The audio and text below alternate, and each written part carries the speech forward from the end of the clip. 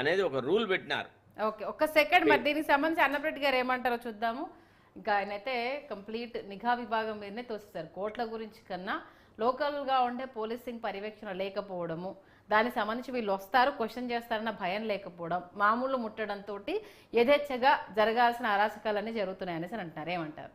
పాక్షికంగా ఆయన చెప్పిన దాంట్లో ఏ రకమైన తప్పు లేదు, దోషం లేదు. పోలీసులో పొలిటికల్ ఇంటర్ఫియరెన్సు, లేకపోతే ఆర్గనైజ్డ్ లాబియింగు, బ్రైబరీ, ఒక విధి విధానాల ప్రకారం లంచాలు తీసుకోవటం, ఇవన్నీ కూడా ఖచ్చితంగా జరుగుతున్న విషయాలే. ఇవన్నీ మళ్ళా ఎక్కడ లింక్ అవుతాయి అంటే, what is the job duties of the police, what is the job chart, వాడు చేయాల్సిన పనులేంటి, వాడు చెయ్యకూడని పనులేంటి. చెయ్యకూడని పనులు ఏంటంటే సివిల్ పంచాయతీలు చేయటం. సివిల్ పంచాయతీలు ఇవాళ చెయ్యనటువంటి పోలీస్ ఆఫీసర్ ఎవడు ఉన్నాడు? పొద్దున్న లేస్తే పోలీస్ స్టేషన్లో జరిగేయని సివిల్ పంచాయతీలు, దందాలు, వాడు కబ్జా చేశాడు, వీడు చేశాడు.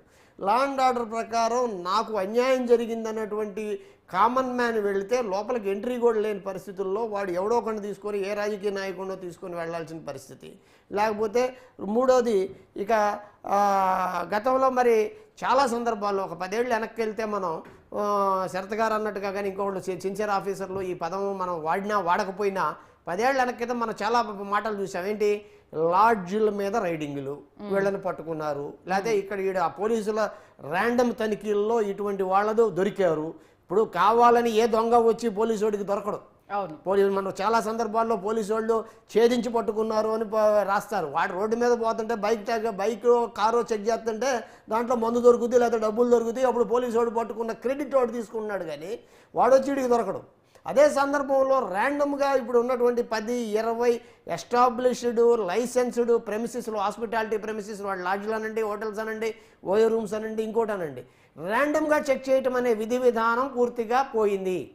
ర్యాండమ్గా ఎందుకు పోయింది అంటే, దీనికి కారణాలు ఎవరు అంటే ఇదే రాజకీయ నాయకులు, ఇవే పార్టీలు, ఇవే ప్రభుత్వాలు. ఏంటి అంటే ఈజ్ ఆఫ్ బిజినెస్ అనే పేరు మీద మనమే ఒక సింగిల్ విండో లైసెన్సింగ్ మెకానిజం అనేది మొదలుపెట్టి, ఇప్పుడు నేను సింపుల్గా దీని హోటల్కి పోయే ముందు నేను ఒక మాట చెప్తా.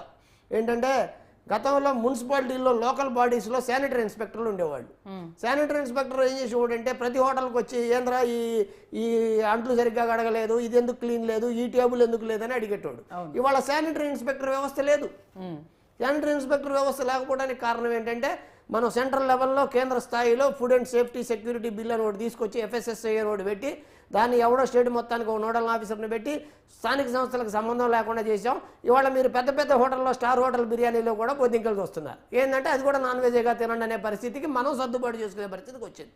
అదే సందర్భంలో ఈ హోటల్స్లో ర్యాండమ్ చెకింగ్ ఎందుకు లేదు అంటే, హోటల్ ఇండస్ట్రీ పెరగాలంటే ఈ తప్పులు ఎలా చేయాలి అనేటువంటి అనధికారికమైనటువంటి ఒక నిబంధనని ప్రభుత్వాలు, చట్టాలు, పోలీసులు కలిసి వాళ్ళు అమలు చేస్తున్నారు. కాబట్టి ఇటువంటి విచ్చలవిడితనం పెరుగుతూ ఉంది. ఫస్ట్ అది లగ్జరీ మాత్రమే, వాళ్ళ కన్వీనియన్స్ మాత్రమే అనుకున్నటువంటి ఈ వ్యవస్థలు రాను అసాంఘిక అరాచక శక్తులకి కెమెరాలు పెట్టి తీసి బ్లాక్మెయిల్ చేసే స్థాయికి వచ్చినాయి. అంటే దాని failure of administration, failure of lack of what ever, ఎక్కడైతే ఏ చట్టాలు అమలు సరిగ్గా కావట్లేదనేది పచ్చి నిజం. అదే సమయంలో మీడియా ఏంటంటే, ఏదన్నా ఒక విషయం మనం వచ్చినప్పుడు దాన్ని మనం చేసేంత రచ్చ, దాన్ని మనం ఆ తర్వాత చేయగలుగుతామంటే మన బాధ్యత ఎంతవరకు అంటే, విషయాన్ని వెలుగులోకి తీసుకురావడం వరకే మన బాధ్యత అని మనం ఉంటాం. కానీ మళ్ళీ తర్వాత పరిస్థితుల్లో ఇప్పుడు సిన్సియారిటీ, నేను వీళ్ళు చెయ్యొచ్చు అంటే ప్రతి వాళ్ళు తలుచుకుంటే ఈ 4 వ్యవస్థల్లో ప్రతి ఒక్కళ్ళు ఏదో ఒకటి చేయొచ్చు. కానీ అనుకూలంగానో సానుకూలంగానో ఇవాళ మనం మాట మాట్లాడాం, ఇక్కడ సంబంధం లేకపోవచ్చు, మేబీ వర్స్ట్ కామెంట్ కూడా కావచ్చు. పోక్సో చట్టంలో ఒక 90 రోజుల నుంచి 6 నెలల వరకు బెయిల్ రాని చాలామందికి జానీ మాస్టర్ లాంటి ఆయనకి ఒక అవార్డు వచ్చిందనే కారణంతో అవార్డు తీసుకోవడానికి అనే ఉద్దేశంతో పోక్సో చట్టంలో ఒక ఆడపిల్లని ఇచ్చేసిన వ్యక్తికి బెయిల్ ఇచ్చింది కోర్టు. ఇక్కడ కోర్టుని మనం ఏం అనకూడదు, జడ్జి గారి ముందు మనం మాట్లాడకూడదు, జడ్జి గారిని అనకూడదు. అదే సమయంలో అవార్డు కమిటీ ఆ అవార్డుని ఇతను ఒక ఆడపిల్లకి అన్యాయం చేసినాడు కాబట్టి అనేటువంటి ఒక నైతిక విలువలను పాటించి అవార్డును రద్దు చేసి అన్నప్పుడు కొంతమంది అతని అర్హతకి, అతని వాటెవర్ అతను దీనికి ఉన్నదని మాట్లాడే వాళ్ళు ఉన్నారు. ఈ కోర్టులు ఇలా ఎందుకు ఇచ్చినాయి? నా తల్లి ఒక కోణంలో రెండు ఉన్నాయి. మీకు నచ్చిన అభిప్రాయం మీది, నాకు నచ్చిన అభిప్రాయం నాది. అది అంటే ఏంటంటే, చట్టాలు స్ట్రింజెంట్గా అమలు కావటం లేదు. చట్టాలు అనేవి పార్శ్యాలు వేరుగా ఉంటాయి. నా వర్షన్ వేరుగా ఉంటుంది, మీ వర్షన్ వేరుగా ఉంటుంది. అంటే ఇప్పుడు మా గతంలో ఒక ఆయన వ్యవస్థ అని ఒక సినిమా తీశాడు. వ్యవస్థ అనే సినిమాలో ఏంటంటే మర్డర్ చేసినోడు మర్డర్ చేపించుకున్నటువంటి కుటుంబం రెండు కోర్టుకు వెళ్తే ఒకటే గెలుస్తాడు. గెలిచిన తర్వాత వాడో ఈడో ఒకటి తప్పు ఉంటాడు. సరే చట్టాల గురించి లాయర్ గారి ముందు మాట్లాడొచ్చో లేదో బాగుంటుంది, కానీ నేను కూడా ఒక అడ్వకేట్ అండి, అంటే నాట్ ప్రాక్టీసింగ్ అడ్వకేట్.